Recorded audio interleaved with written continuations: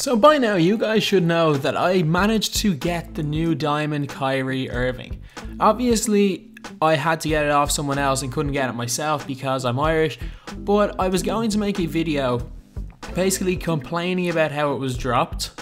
And then when I got the code, when I started playing around with the card and realized how good it was, I sort of calmed down a little bit. I calmed down. But the more I think about it, the more it's still shocking how 2K released the code. The fact that I managed to get it is irrelevant. The fact that I managed to get it is irrelevant. Now, even though I was going to release this as a rant video, and it was a lot more ranting about me not being able to get it than anything, it doesn't matter because I got lucky. But so many people weren't. So many people weren't lucky enough to be able to happen to be online. If I wasn't awake till 4 o'clock in the morning a few days ago, I wouldn't have even had the chance to get this code.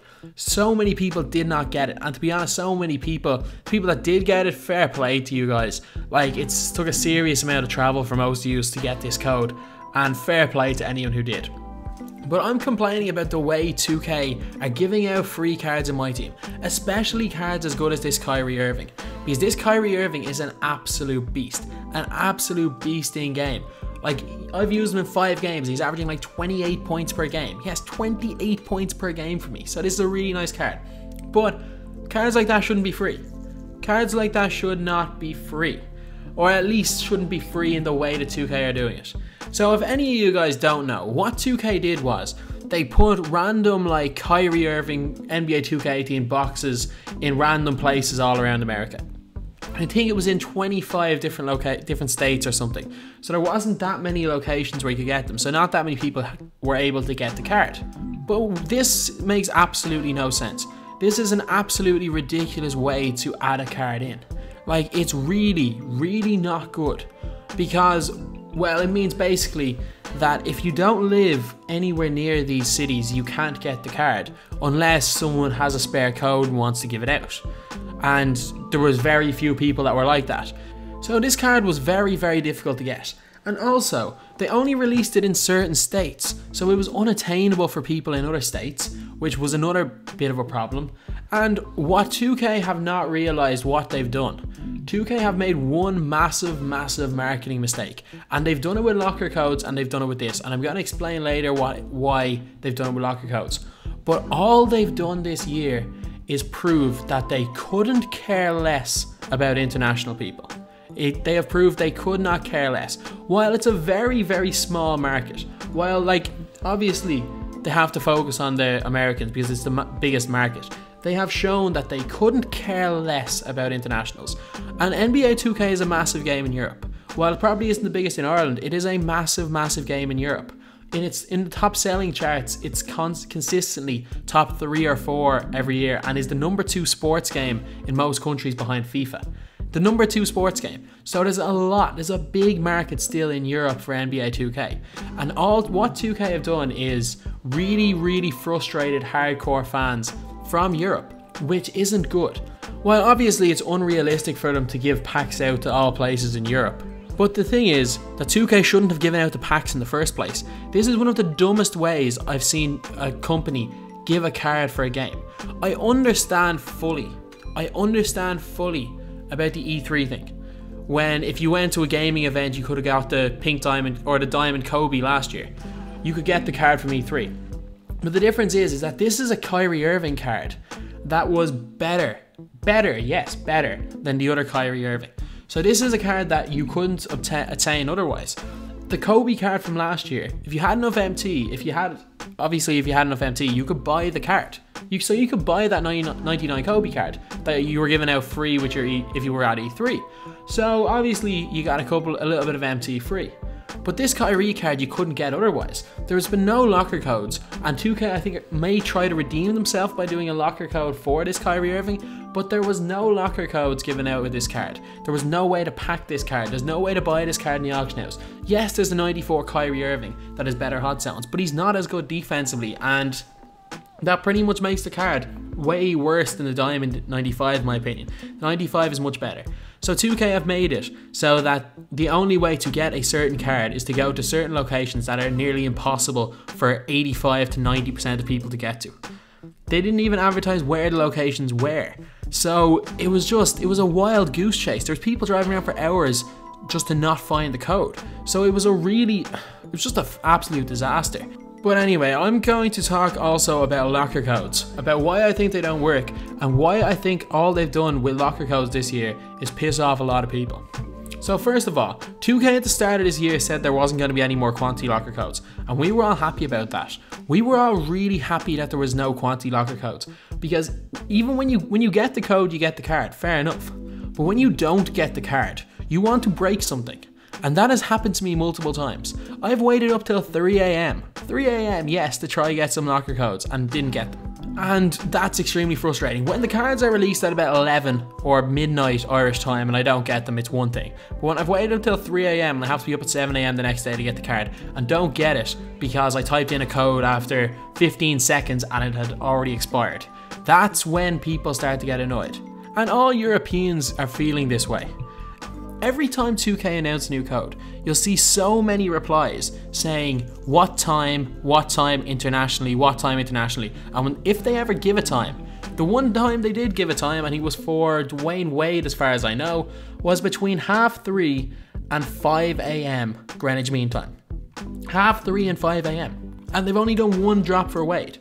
When they announced that time, there was uproar, because no Europeans could get the card. It was literally, well, it wasn't literally impossible. You'd need to stay up till from 3:30 to 5 AM, which is unrealistic. And then when 2K did decide, they said they were going to do a special drop for Europeans.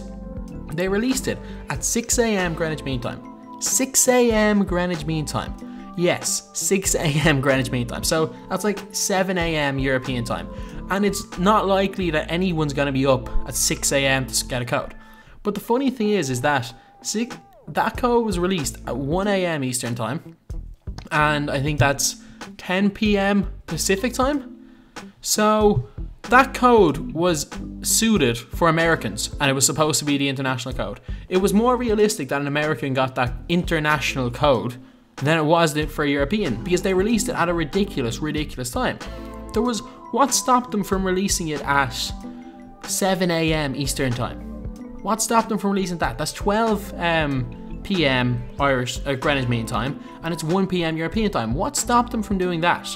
Nothing. But they decided to release it at 6 AM and say it's an international release. And then whenever people bring up that they don't care about internationals, they bring up that. That wasn't an international release. That was a terrible attempt at giving it to international people. Whether they thought they were doing good or not, they didn't. Like, I woke up at 7 AM to see that the code had already gone. But anyway, I've been ranting a little bit too long. I've actually got some ideas on how they could have better released this Kyrie Irving card and how they can better release locker codes. So first of all, I think they should have unlimited quantity locker codes, but you get a pack rather than the card. And the pack gives you a chance at getting the card. While this means that if you stay up till the second the code is released, it means you're not guaranteed the card, but it also means you don't have to sit there for 3 hours waiting for 2K to release a card. A 24-hour timed code, and that gives you a chance of getting the card, is slightly less frustrating than typing in a code on BlueStacks and 13 seconds later the code being expired. Another way I think they could have done it is a similar thing, and this would have worked for Kyrie Irving. It would have worked with a challenge. If you go back to NBA 2K14, I think nearly every challenge involved you winning 5 games in a row. I think there was a Ruby Stephen Curry and a Sapphire James Harden that were offline games, and I think it was an Allen Iverson and Scottie Pippen that were online challenges. While the online challenges are a little bit unrealistic because of disconnects, and it's just very difficult to get through 5 games. Because say, for example, you were losing by 30 on game 3, you'd quit, and with the way it is right now, you might get a loss some of the times. So that's out of the equation. What I think they should do is, they should make you win 5 games in a row against a team of all the best cover athletes, all their best cards on Hall of Fame. So you'd be playing a 99 Jordan, maybe a 97 or 98 LeBron James, a 97 Shaq or something. Who else? Chris Paul was on a cover, Kobe was on a cover, Kevin Garnett was on a cover, Kevin Durant was on a cover. Playing all their best cards on Hall of Fame 5 games in a row to get the card. That's difficult. That is very difficult, and there won't be that many people that had the Kyrie card, especially straight away. So that would be a very difficult challenge to get the card. Or they could have done it so that it was a 1 game challenge, and You got a pack out of that one game, and the pack you could possibly pull a Kyrie Irving. That would have worked better. Or they could have even promoted NBA 2K18 by making it a pre-order reward. If you pre-ordered it, you got the code for Kyrie.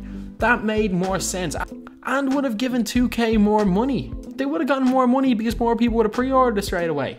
And then the last thing, they could have made an event, an NBA 2K18 events, where they gave maybe, I don't know, maybe a 92 overall Shaq and a Diamond Kyrie Irving as 2 event cards, and released event packs, 2K18 cover athlete events, which would have given them more money because so many people would have opened packs. There were so many better ways that 2K could have gone about this than doing what they did. And locker codes need to stop for 2K18. They need to stop. 2K needs to stop giving out free players like this because it just doesn't work. I understand why they do it. They do it to get hype in the game. But what they don't realise is there's more bad publicity about locker codes than anything else. And when 2K was the only basketball game on the market, any publicity is good publicity when you're the only thing on the market. Any publicity of 2K was good before Live came back. While Live 18 may not be the best game, as soon as EA goes to the Frostbite engine, Live will become a much better game.